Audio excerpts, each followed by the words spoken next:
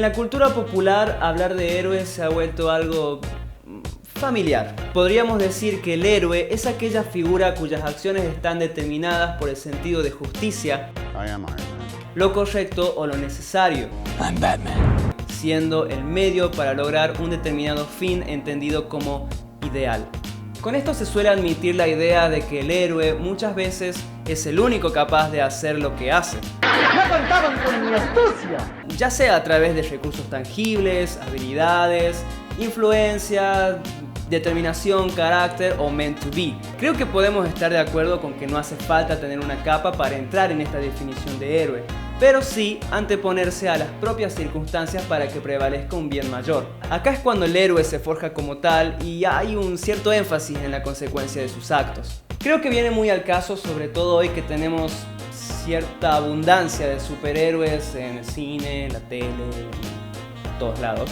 Mencionar que los héroes, lo que son héroes más importantes de la cultura occidental, no son ni la Liga de la Justicia, ni Avengers, ni los santos, aunque muchos usen capa, sino muchos protagonistas de la mitología de la cultura griega clásica. Por eso, hoy quiero hablar de uno de los mitos griegos más importantes para entender la génesis del héroe. Vamos a hablar de un señor llamado Edipo. Ah, yo la conozco, es brutal. Va de un tipo que se folla a su madre, pero antes había matado a su padre. Y cuando se entera del percal, se arranca los ojos, tío. A la mar, vaya spoiler, tío. Bueno, sí, Edipo es re famoso por ser un ciego degenerado, pero podemos aprender mucho sobre los héroes si le añadimos algo de contexto y si cambiamos un poco esta música.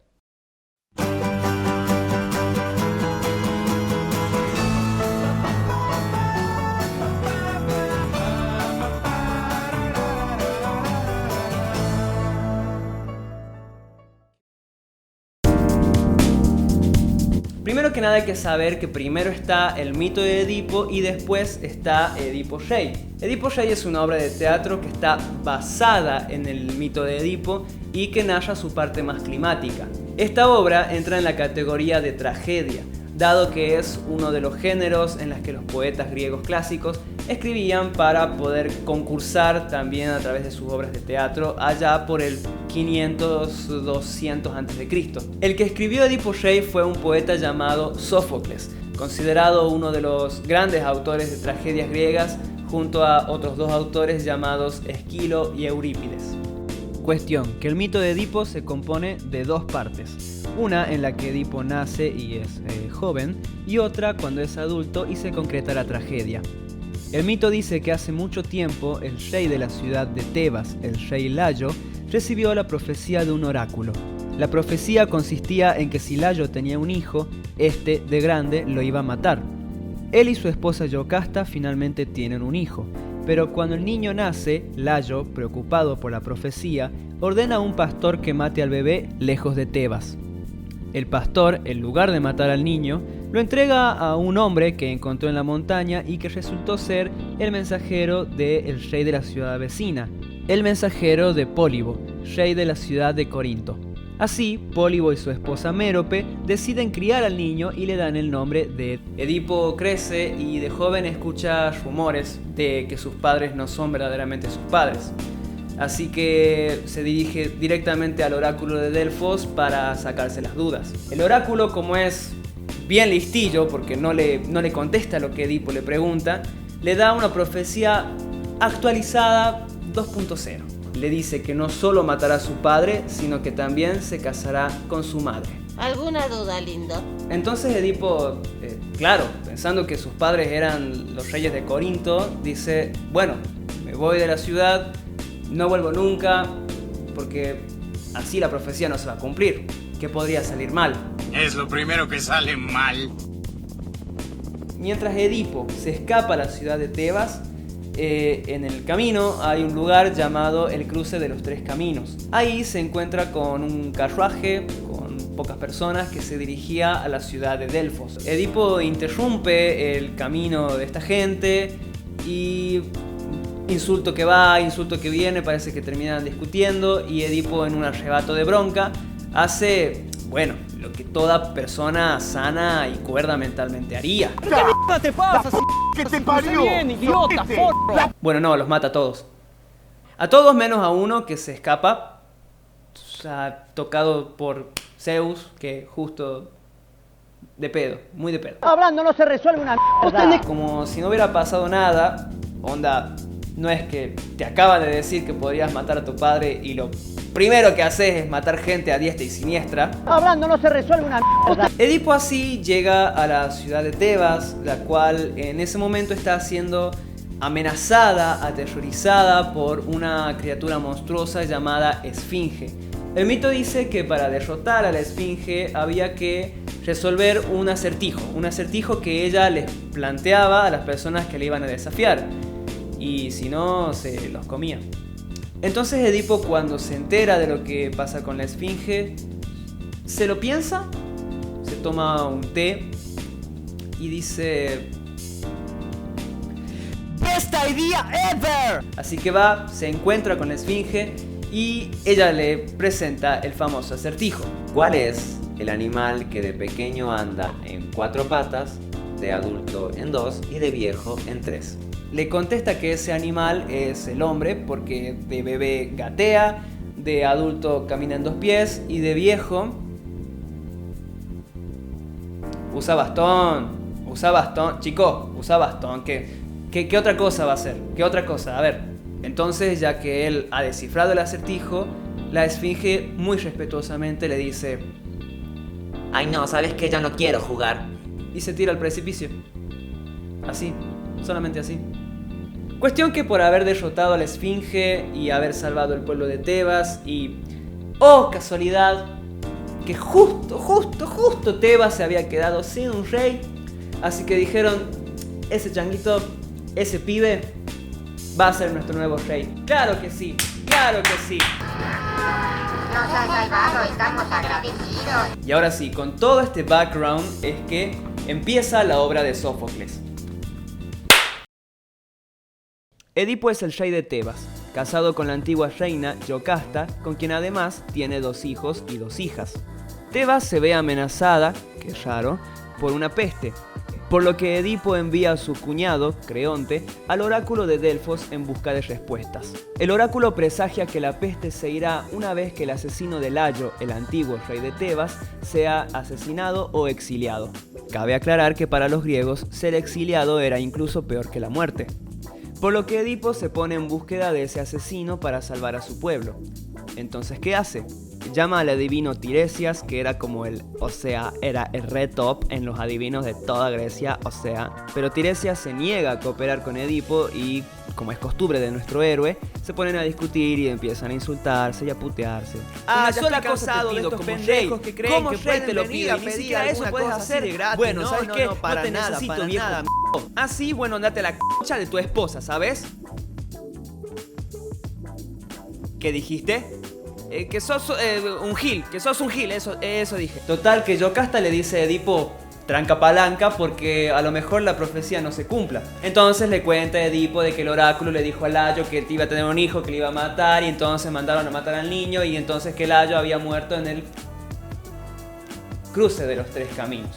Edipo, al conocer esto, obviamente se alarma y manda a traer al único testigo y sobreviviente del accidente que tuvo Layo en el cruce de los 3 caminos.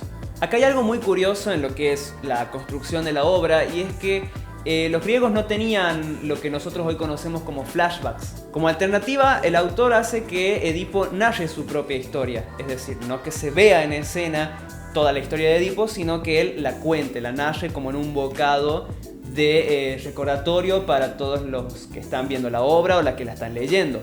Entonces Edipo le cuenta a Yocasta de que él había ido al oráculo para no sé qué, y que le dijo que se iba a casar con su mamá y que iba a matar a su papá, y que después, viniendo para Tebas, se había cruzado con un carruaje y que terminó matando gente a diestra y siniestra, que toda persona sana y cuerda mentalmente haría. Entonces, obviamente, teme que las profecías a Layo y a él se hayan cumplido de todas formas. En eso llega un mensajero de Corinto, la ciudad en la que Edipo había crecido.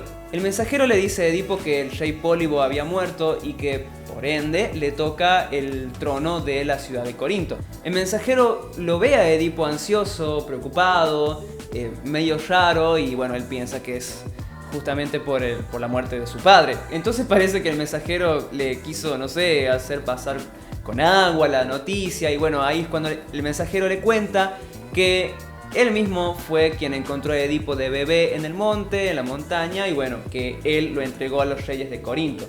Cómo odio estar en medio. También se da a entender que el famoso testigo y sobreviviente de la muerte de Layo fue el mismo soldado que habría entregado a Edipo al mensajero de los reyes de Corinto hace mucho tiempo. Con esto, Yocasta ya deduce lo que está pasando, lo que ha pasado también, y bueno, sale corriendo en un shock de emociones y no se la ve más.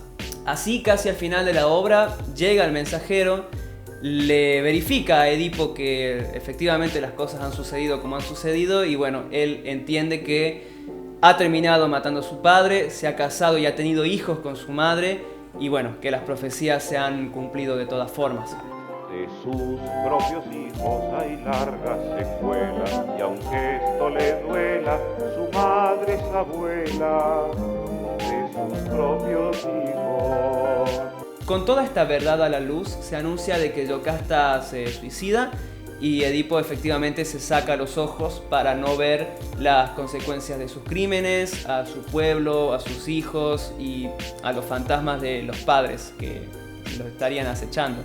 Y así termina la obra. El cuñado de Edipo, Creonte, termina en el trono, él destierra a Edipo de Tebas y fin. El mito de Edipo no solo ha inspirado la figura del héroe. De hecho, una de las influencias más conocidas es el complejo de Edipo, un término acuñado en 1910 por el neurólogo Sigmund Freud. En la teoría psicoanalítica, ilustrada en películas y series como La terapia del diván, el complejo de Edipo se entiende como deseos inconscientes del niño o niña hacia sus padres. Estos deseos se traducen en una atracción sexual hacia el progenitor del sexo opuesto y una rivalidad hacia el progenitor del mismo sexo, aunque muchas veces suele pasar a la inversa.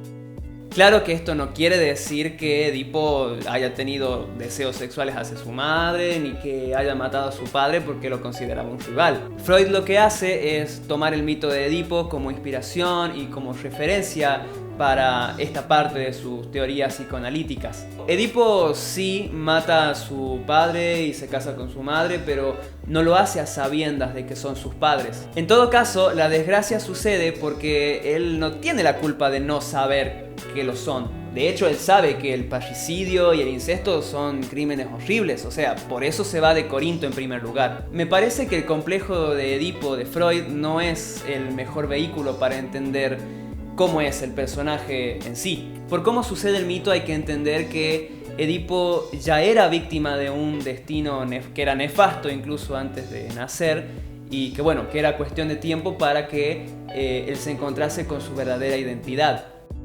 Las tensiones que atraviesan a Edipo Rey como obra van desde pensar dónde está el libre albedrío y dónde el destino, a qué pasa con la identidad del héroe y su búsqueda ciegas a encontrarse con las consecuencias de sus actos.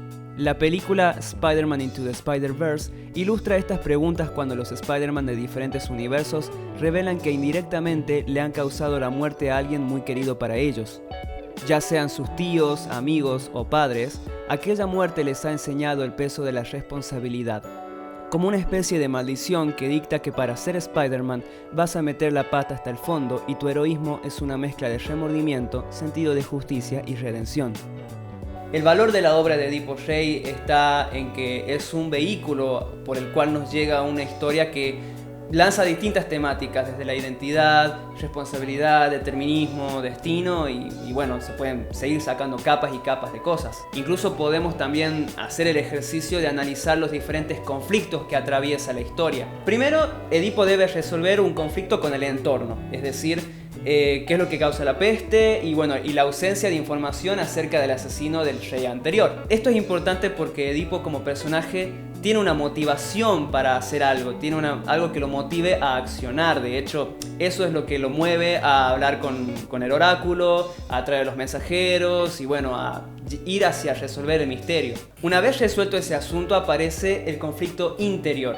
El asco, el remordimiento, el espanto de también reconocerse como un ser incestuoso. Por eso la tragedia es muy potente, porque Edipo debe enfrentarse con una verdad inesperada y horrible sobre sí mismo que replantea toda su identidad, Y al mismo tiempo tiene que hacer lo que es mejor para su pueblo. En cierta forma, hacerse cargo de sus actos en el ámbito individual e íntimo es al mismo tiempo hacerse responsable de su pueblo en el ámbito político y social. Esta dosis de responsabilidad ante los acontecimientos trágicos es lo que lo hace en cierta forma un héroe y no un antihéroe o un villano, porque él antepone el bien de los demás antes que el propio. Edipo representa al héroe que, a pesar de ser valiente, decidido y justo, se define a través de sus imperfecciones y herencias. Nos invita a sentir lástima, a ejercitar la empatía por un tipo que cae en desgracia, abriendo a su vez la pregunta: ¿qué tanto se merece esa desgracia? Incluso en nuestros héroes, el elemento trágico define las motivaciones y los códigos que el protagonista va a desempeñar a posteriori, pero en Edipo, la tragedia es tanto punto de llegada como el de partida.